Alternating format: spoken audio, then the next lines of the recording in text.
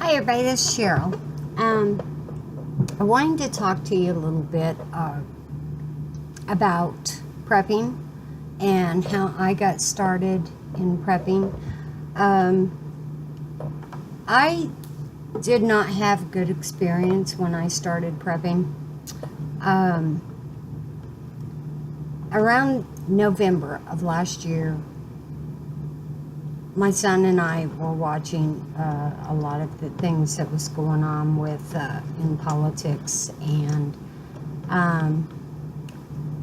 it just kind of made me start thinking, I've heard of this world of preppers, and, I thought, maybe I ought to look into this. So I went on YouTube and I started doing some research, and I, started looking around and trying to find out, what was it all about. And I ended up in a pretty bad experience. And what happened was I had started following the first names that popped up that was listed as preppers. The problem with YouTube is that you can put keywords in that will bring up videos, and there's a lot of preppers out there that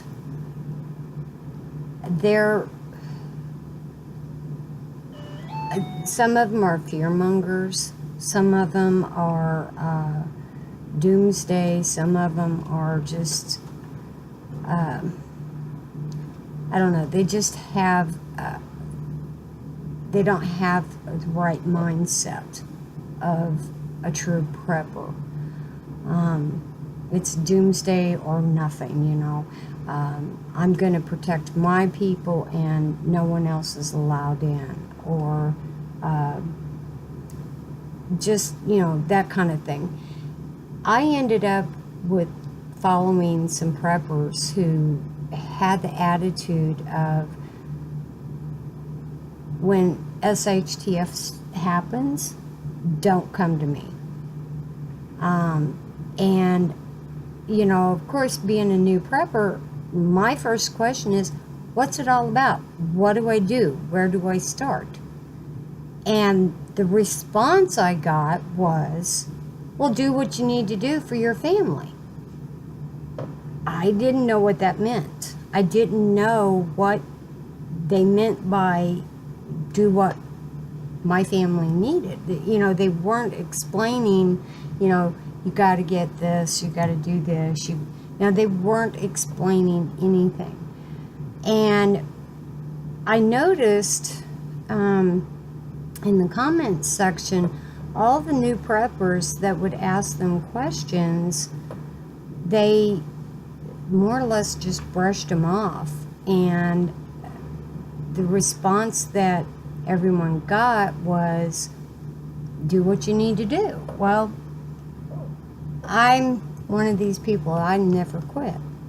So I kept looking and I kept looking, and I finally found some preppers that said, hey, this is what you need to do. Water, food, medical, safety, And then I came across this one prepper, and she just kind of blew me away. She didn't prep for doomsday or the end of the world. She prepped for every day. She prepped for emergencies. If the power goes out in your home during an ice storm, or the engine breaks down in your car and you don't have transportation. She prepped for the future. She had grandkids. She kept extra clothes, the next size up that they would be growing into, that kind of thing. And I thought, well, that's what I've been doing my whole life is, I go to a yard sale and You know, when my kids were younger, you know, I'd find clothes that they were going to be going into that size, and I'd buy them and put them back until they grew into them. Or my younger kids got my older kids hand-me-downs. You know, it was just something that I'd always done.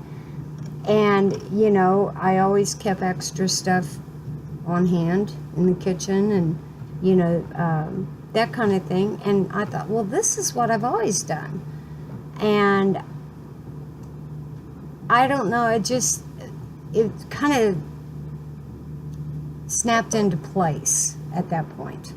And I thought, okay, well, you know, I can do this.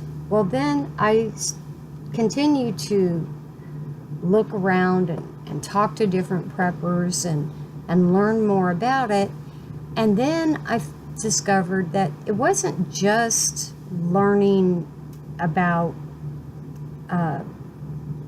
filtering water and purifying water and storing water and how to put food in Mylar bags and so it would be safe for years to come. It wasn't just about the items that you needed. It was also about skills and how you really need to learn about how to survive if you are, you know, if you do have to bug out and you do have to leave where you're at and go to a different location. How are you going to get there? What are you going to do? You know, what are you going to do if you're driving home from work, you're 2 hours away from home or whatever it is, and, you know, what are you going to do? How are you going to deal with that? And it's things like learning how to change a tire. If you're on your way home from work and you have a flat tire, what are you going to do? You know, that learning that skill of how to change that tire is important. Or if you're bugging out and you're having to travel through the woods and you have to camp, are you going to be able to light a fire? You know, yeah, there's a lot of skills involved in prepping as much as the storage. And so I started to learn from these other preppers and I got a whole new mindset. And, you know, when I look back now about how these first preppers, I mean, I probably spent 3 months looking for preppers that would answer that question. How do I get started? What do I do? And I was frustrated. I was angry.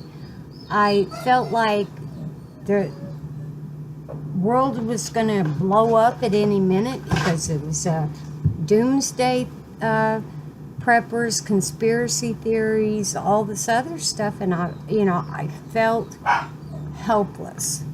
I felt like I couldn't do it, that I would be some of those that would end up in the FEMA camps or whatever, and that was it. There was nothing left.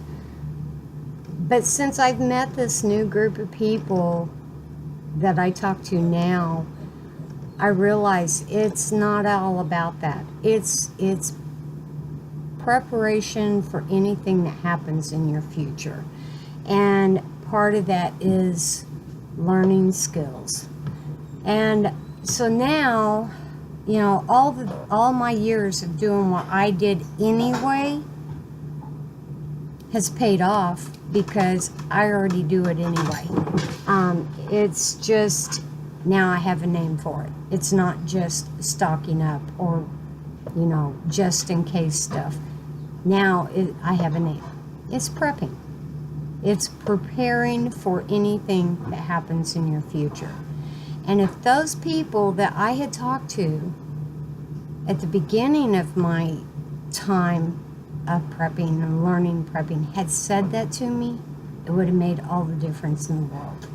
So all you out there that talk to people that do prepping videos, make sure that you take those new people in under your wing and you let them know, hey, it's okay. Everybody started at some point. This is what we're going to do. And you work with them. Don't brush them off. because you don't know who you're going to turn away or who you're going to hurt. No. Just help them out. Just be there for them. Talk to them. Tell them what you did. Explain. Don't be a doomsday. Don't be the type of person that if you come to my place, you're going to get shot. You know, don't be like that. Help people out. Show them how to get started. Tell them what to do. You know, that's what they're asking you for. So I just wanted to get that out there because I felt like it's important. I'm with a really great group of people now. They're very helpful. We work together. We learn from each other. We help each other. And, you know, it's really great that, you know, there's those kind of people out there. So, okay, well, I'm going to be on Just-in-Time Prepping's panel tonight. It starts at 7 p.m. Mountain Time, and that's at Just-in-Time Prepping. All right, you all have a good day, and I will see you tomorrow. Bye.